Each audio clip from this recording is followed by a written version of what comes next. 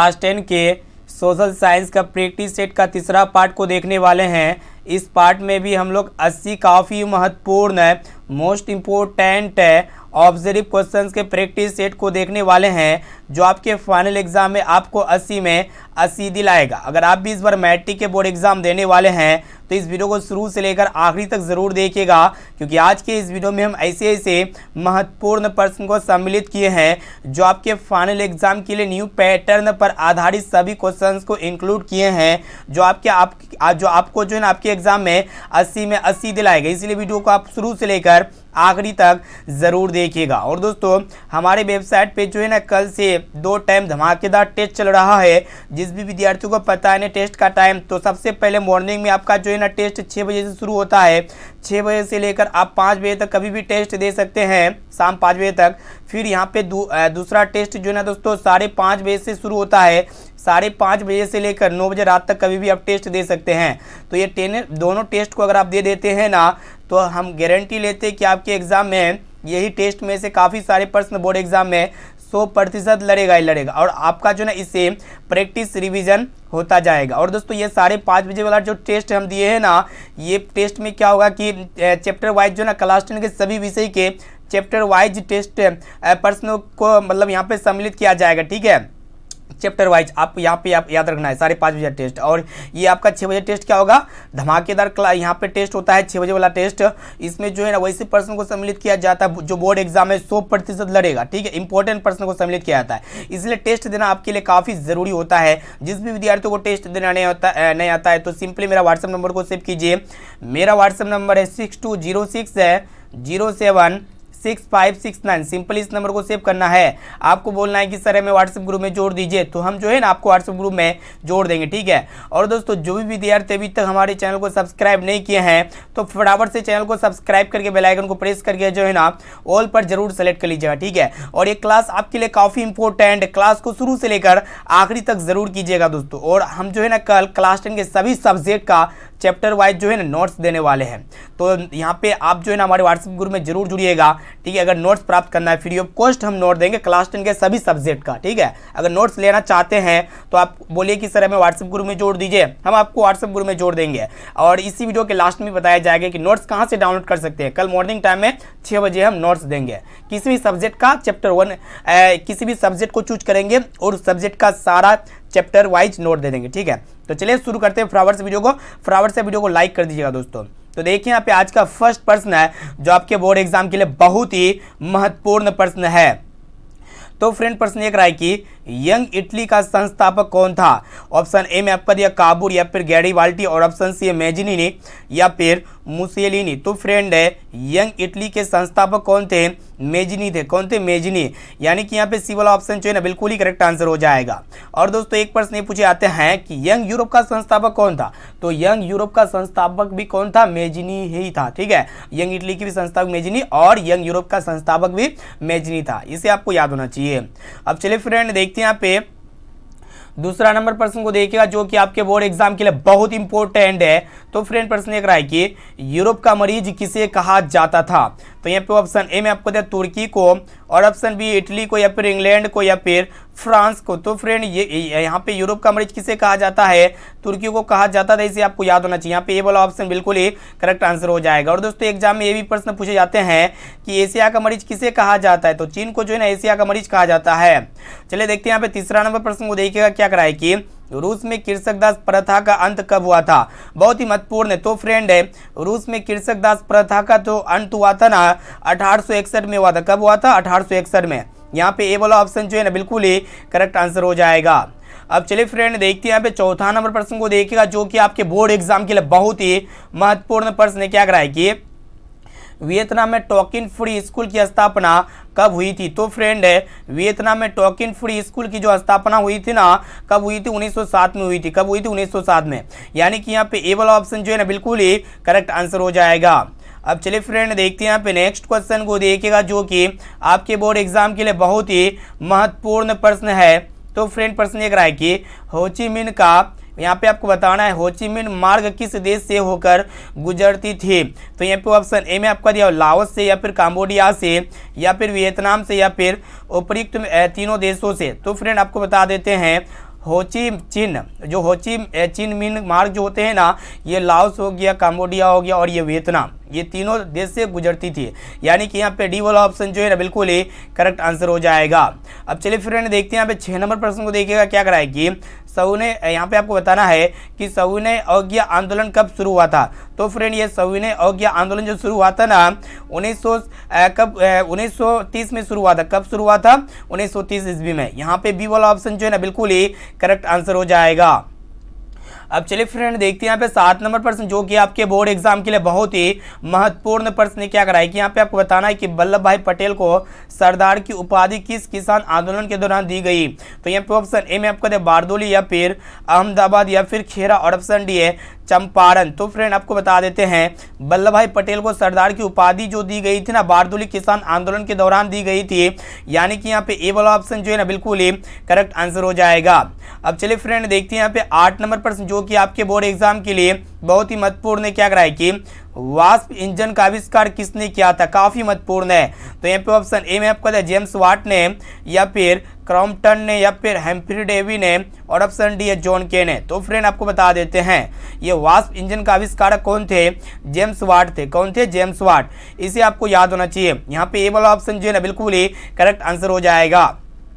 तो फ्रेंड आज के इस वीडियो में हम लोग सामाजिक विज्ञान के काफ़ी महत्वपूर्ण प्रश्नों के प्रैक्टिस सेट को देख रहे हैं। अगर आप भी इस बार मैट्रिक का बोर्ड एग्जाम देने वाले हैं ना तो इस क्लास को शुरू से लेकर आखिरी तक जरूर कीजिएगा, क्योंकि आज के क्लास में हम लोग ऐसे ऐसे इंपॉर्टेंट वस्तुनिष्ठ प्रश्नों के प्रैक्टिस सेट को देख रहे हैं जो आपके बोर्ड एग्जाम में आपको जो है ना 100% सभी प्रश्न जो है ना पूछे जाएंगे। इसलिए क्लास काफ़ी इंपॉर्टेंट है। क्लास को शुरू से लेकर आखिरी तक जरूर कीजिएगा दोस्तों।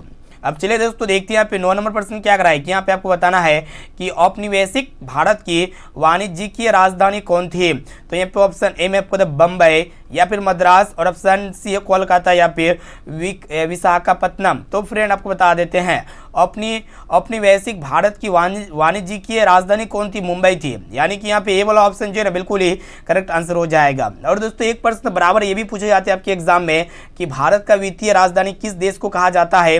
तो यही मुंबई शहर को कहा जाता है। ठीक है, भारत का वित्तीय राजधानी कहा जाता है। अब चलिए फ्रेंड देखते हैं यहाँ पे नेक्स्ट क्वेश्चन को देखिएगा जो कि आपके बोर्ड एग्जाम के लिए बहुत ही महत्वपूर्ण है क्या कराए कि आधुनिक युग में अर्थव्यवस्था के क्षेत्र में होने वाली सबसे बड़ी क्रांति कौन सी थी। तो यहाँ पे ऑप्शन ए में आपको दे वाणिज्यिक क्रांति या फिर औद्योगिक क्रांति या फिर समाजवादी क्रांति या फिर भौगोलिक क्रांति। तो फ्रेंड आपको बता देते हैं आधुनिक युग में अर्थव्यवस्था के क्षेत्र में होने वाली जो सबसे बड़ी क्रांति थी ना औद्योगिक क्रांति थी। यहाँ पे बी वाला ऑप्शन जो है ना बिल्कुल ही करेक्ट आंसर हो जाएगा। अब आइए फ्रेंड देखते हैं यहाँ पे नेक्स्ट क्वेश्चन क्या कराए कि यहाँ पे आपको बताना है कि रंगभेद की नीति के विरुद्ध आवाज उठाने वाला व्यक्ति कौन था। तो यहाँ पे ऑप्शन ए में आपको दे मार्टिन लूथर किंग या फिर अब्राहम लिंकन या फिर जॉर्ज वाशिंगटन या फिर लुई सोलवा। तो फ्रेंड आपको बता देते हैं रंगभेद के नीति के विरुद्ध आवाज उठाने वाला जो व्यक्ति थे ना कौन थे? मार्टिन लूथर किंग थे। कौन थे? Martin Luther king. इसे आपको याद होना चाहिए। यहाँ पे ए वाला ऑप्शन जो है ना बिल्कुल ही करेक्ट आंसर हो जाएगा।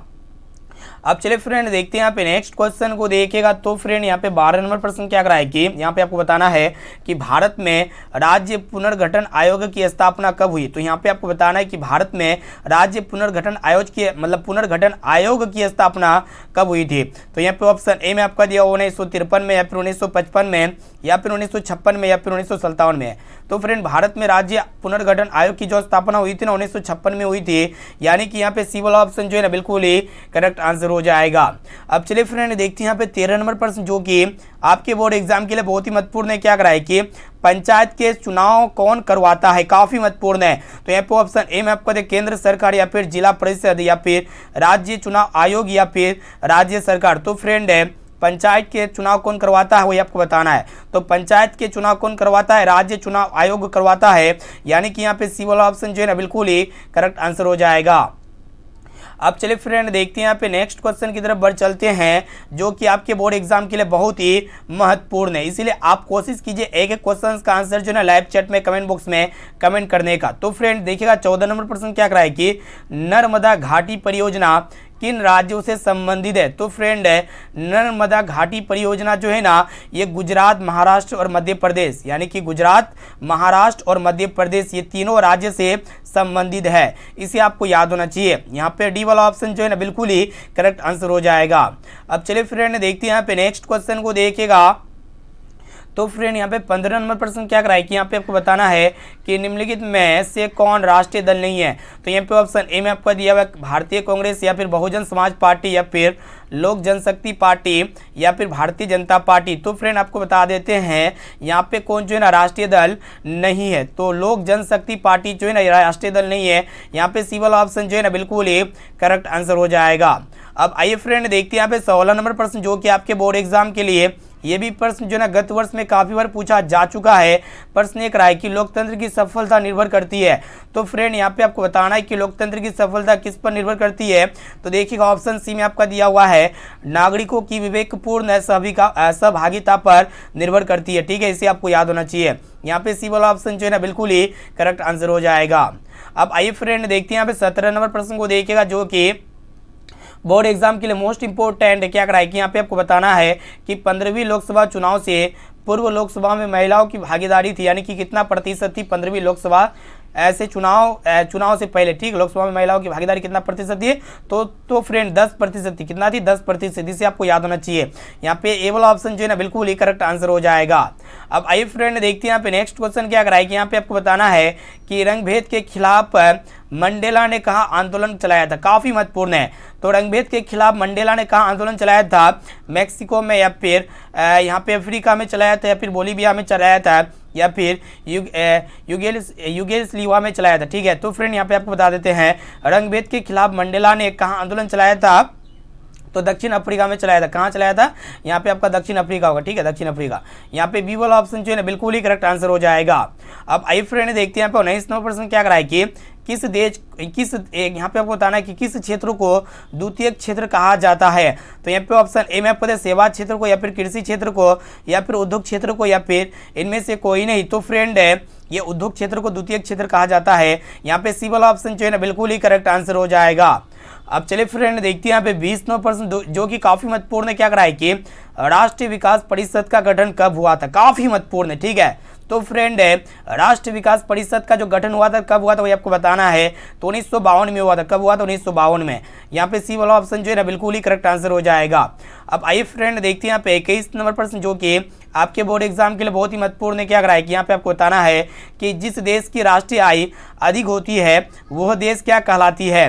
तो यहाँ पे ऑप्शन ए में आपका दिया हुआ है अधिविकसित, या फिर विकसित, और ऑप्शन सी अविकसित, या फिर इनमें से कोई नहीं। तो फ्रेंड जिस भी देश की राष्ट्रीय अधिक होती है ना तो वो देश क्या कहलाती है? विकसित कहलाती है। इसे आपको याद होना चाहिए। यहाँ पे बी वाला ऑप्शन जो है ना बिल्कुल ही करेक्ट आंसर हो जाएगा। अब चलिए फ्रेंड देखते हैं यहाँ पे 22 नंबर प्रश्न को देखिएगा क्या कराए कि यहाँ पे आपको बताना है कि विनिमय का सर्वोत्तम माध्यम है।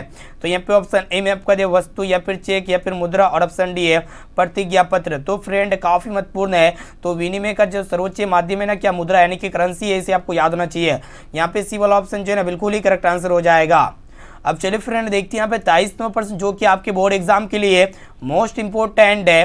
तो फ्रेंड प्रश्न एक रहा है कि भारत में सहकारिता आंदोलन का प्रारंभ कब हुआ था? ठीक है, काफी महत्वपूर्ण है। तो भारत में सहकारिता आंदोलन का जो प्रारंभ हुआ था ना कब हुआ था? 1952। यहाँ पे देखिए 1904 में हुआ था, या फिर 1905 में हुआ था, या फिर 1907 में हुआ था, या फिर 1920 में हुआ था। तो फ्रेंड भारत में सहकारिता आंदोलन का जो प्रारंभ हुआ था 1904 में हुआ था। कब हुआ था? 1904 में। यहाँ पे ए वाला ऑप्शन जो है ना बिल्कुल ही करेक्ट आंसर हो जाएगा।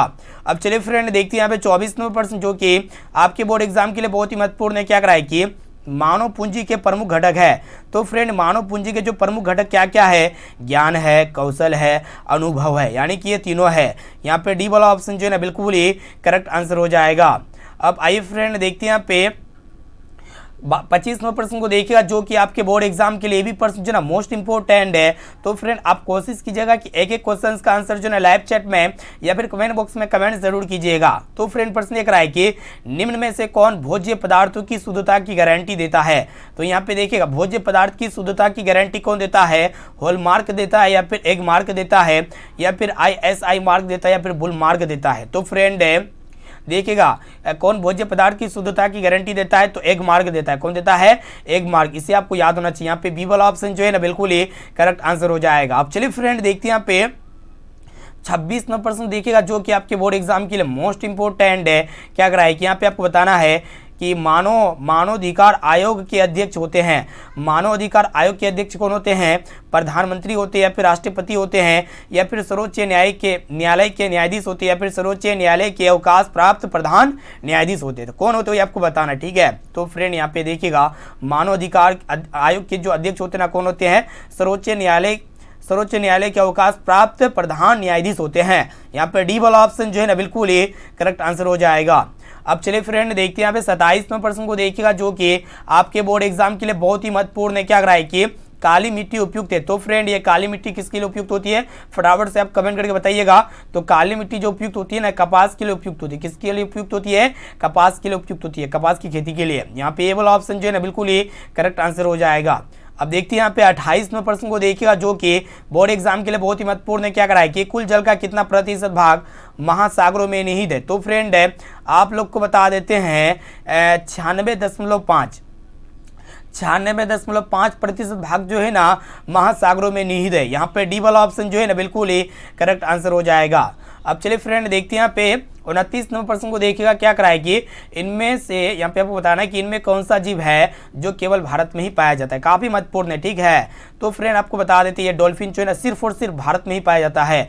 यहाँ पे बी वाला ऑप्शन जो है ना बिल्कुल ही करेक्ट आंसर हो जाएगा। चलिए देखते हैं यहाँ पे 30 नंबर प्रश्न को देखिएगा। तो फ्रेंड प्रश्न देख रहा है कि गेहूं उत्पादन में भारत का विश्व में कौन सा स्थान है? तो फ्रेंड गेहूं उत्पादन में भारत का विश्व में कौन सा स्थान है?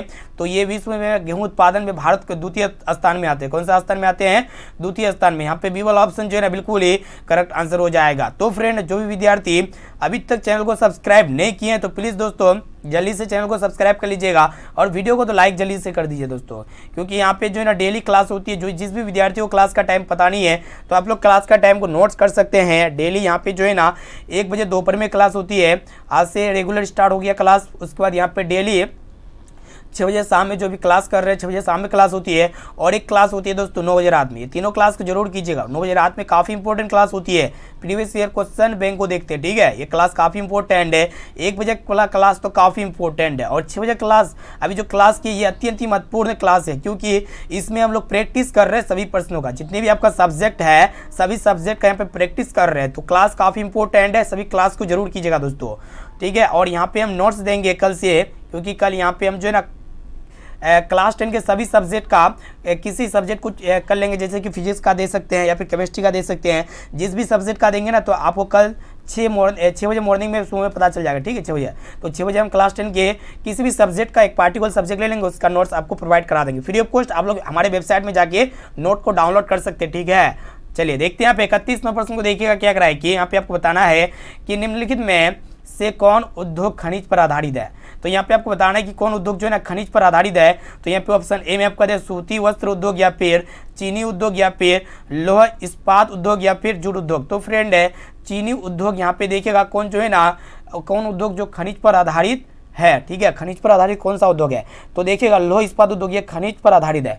यहाँ पे सी वाला ऑप्शन जो है ना बिल्कुल ही करेक्ट आंसर हो जाएगा।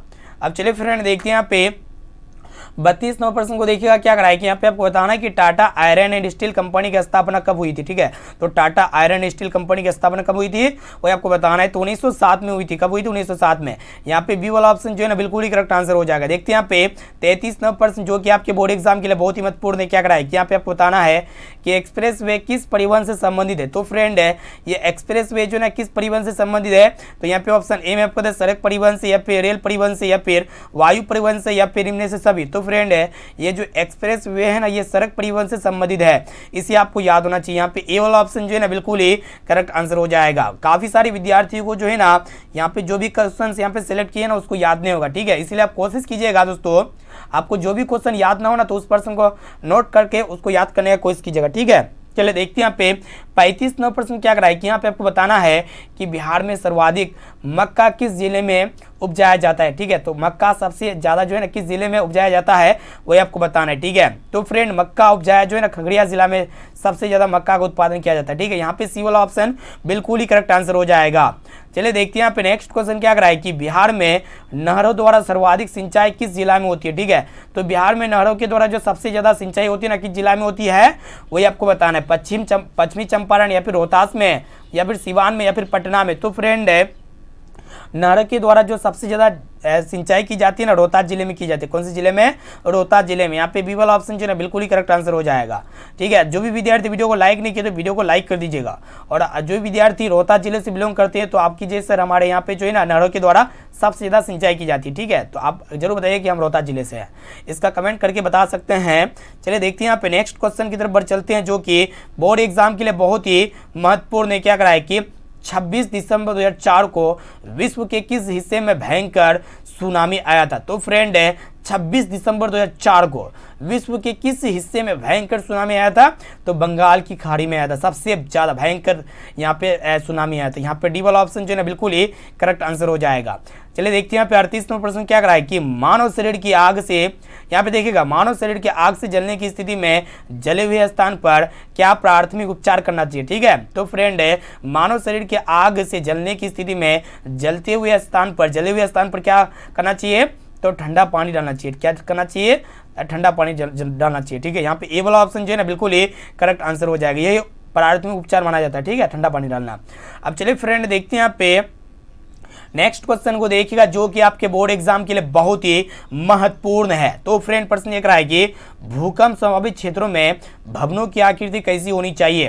तो यहाँ पे ऑप्शन ए में आपको अंडाकार या फिर त्रिभुजाकार या फिर चौकोर या फिर आयताकार। तो फ्रेंड भूकंप संभावित क्षेत्रों में भवनों की जो आकृति होनी चाहिए ना, कैसा होना चाहिए? आयताकार होना चाहिए। कैसा होना चाहिए? आयताकार। यहाँ पे डी वाला ऑप्शन जो है ना बिल्कुल ही करेक्ट आंसर हो जाएगा।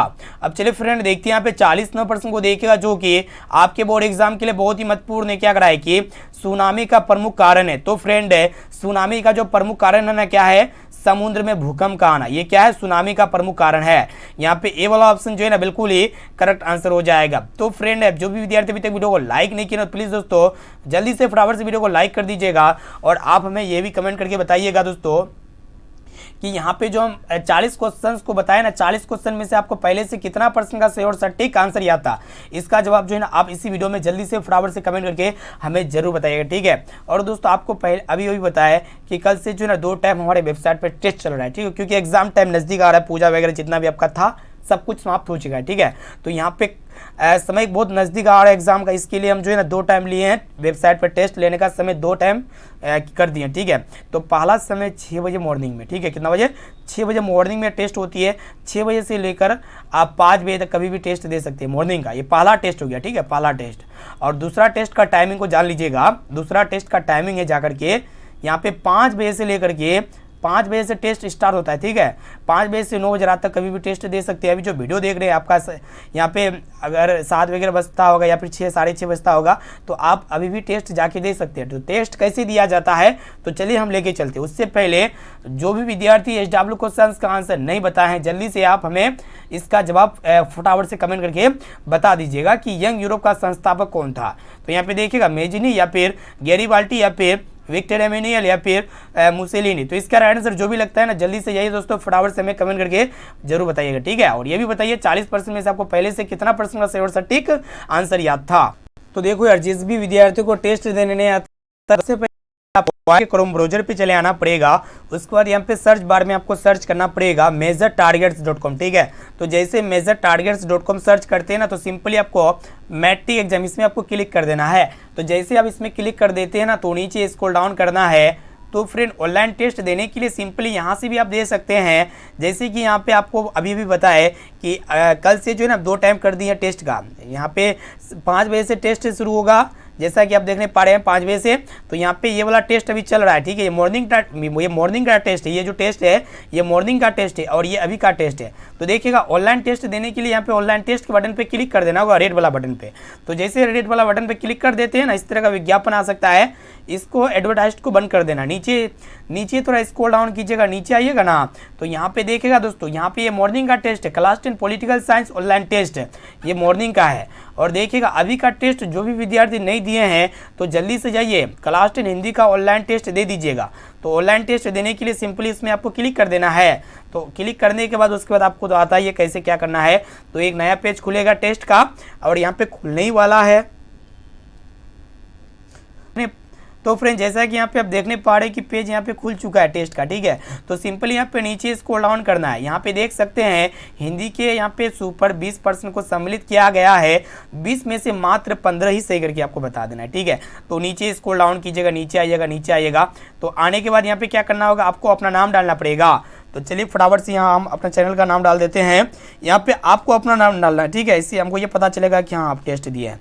तो यहाँ पे जैसे नाम डाल देते हैं उस पर नेक्स्ट बटन पे क्लिक कर दीजिएगा और यहाँ पे आपके सामने आपका प्रश्न आ जाएगा, ठीक है। यहाँ पे जो टेस्ट लेंगे यहाँ पे 5 बजे चैप्टर वाइज लेंगे, ठीक है। तो ये हिंदी का टेस्ट जरूर दे दीजिए, चैप्टर 1 का है। तो जल्दी से फटाफट से जाइए दोस्तों, टेस्ट को दे दीजिए।